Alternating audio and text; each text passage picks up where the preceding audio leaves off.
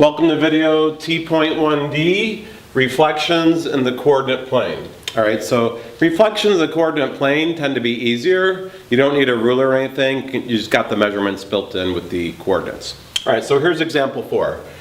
Reflect the same point, P, 2, 5, across the x-axis, the y-axis, and the line y equals x.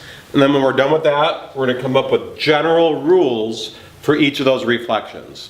Okay, so reflect about the x-axis. I've bolded it in the x-axis in green. So you do need to know x-axis versus y-axis. That would be the one common mistake.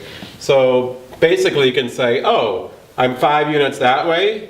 I'm going to go 5 units beyond. So I'll call it P prime to -5. Okay, I'll just do all these. We'll do the general rules later. Now the same thing across the y-axis. Again, no ruler needed. Just you're going, oh, 2 units that way, 2 units that way.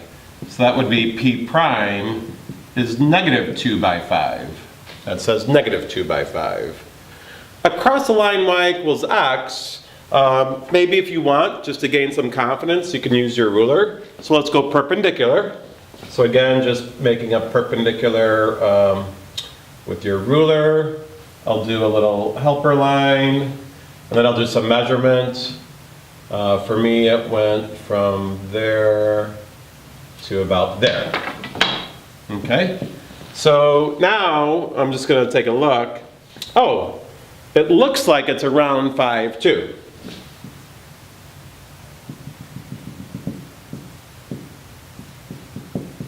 And another way of remembering that, if you remember from Algebra 2, if you had inverse functions, they were symmetrical about the line y equals x, and for inverse functions, x's and y's are swapped.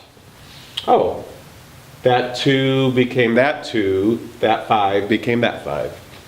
Okay, so that's how you just do it there. Now let's come up with the general rules.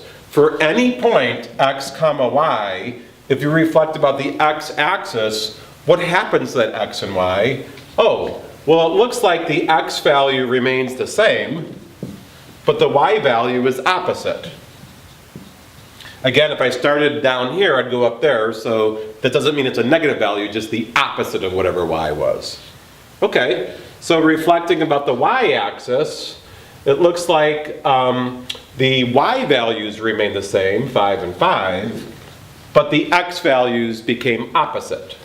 So that would be, x would be going to -x, or the opposite of x.